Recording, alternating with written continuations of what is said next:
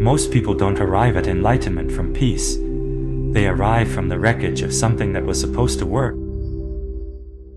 The path to enlightenment often begins with a crisis, the grind that stops making sense, the loss that doesn't heal as it should. This video explores the paradoxes and challenges that arise when we confront the idea that we are all God.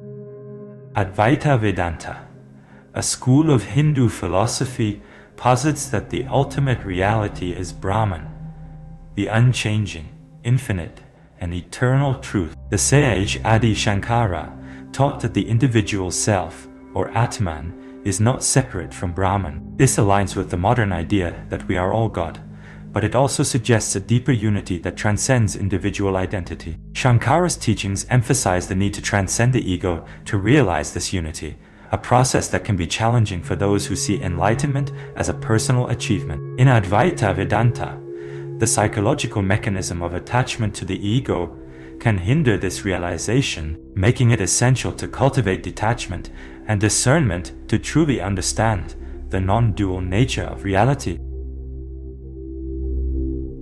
During the Spanish Inquisition, the Church suppressed heretical ideas that challenged its authority, including those that suggested the divine was within every person. Figures like Meister Eckhart were accused of heresy for teaching that the soul could directly experience the divine. This suppression reveals the tension between institutional power and the democratization of spiritual knowledge. The Church's actions highlight how spiritual insights can be weaponized to maintain control, a dynamic that persists in modern times. One example is the Sufi tradition, where the emphasis on the inner experience of the divine was seen as a threat to the established religious order. The psychological mechanism at play here is the fear of losing identity and control, which can drive institutions to suppress any form of spiritual autonomy. This fear not only stifles individual growth, but also perpetuates a cycle of control and repression that echoes through the centuries.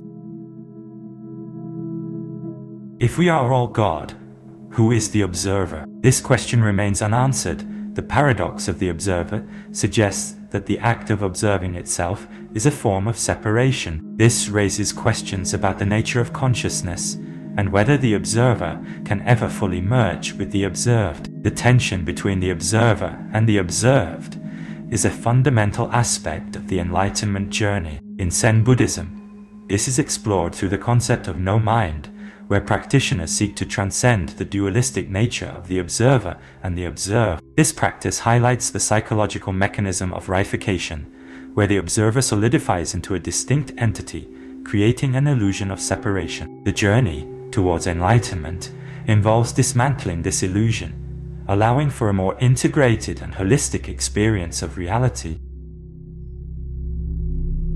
The mind resists the idea of unity because it challenges the ego's sense of separateness. The ego thrives on distinctions and boundaries, and the notion that we are all God disrupts this. This resistance is not just about intellectual acceptance, but about the psychological difficulty of letting go of the self. The ego's attachment to identity makes it hard to embrace the idea of a universal self. In Zen Buddhism, this resistance is seen as a form of self-clinging, where the ego clings to its constructed identity, making it difficult to see beyond the self. This clinging can manifest in subtle ways, such as the persistent belief in one's separateness from others, even in moments of profound connection. The challenge lies in recognizing these patterns and gently releasing them, allowing for a deeper understanding of interconnectedness.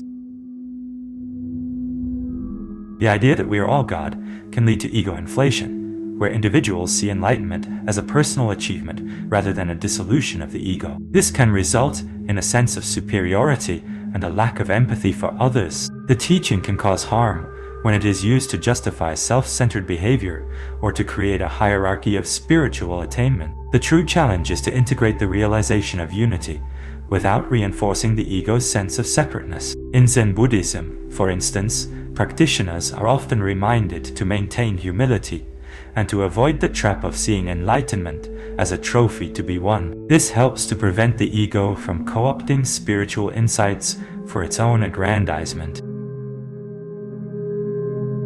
The paradox of enlightenment is not resolved by understanding it. It is lived through the tension of unity and separateness.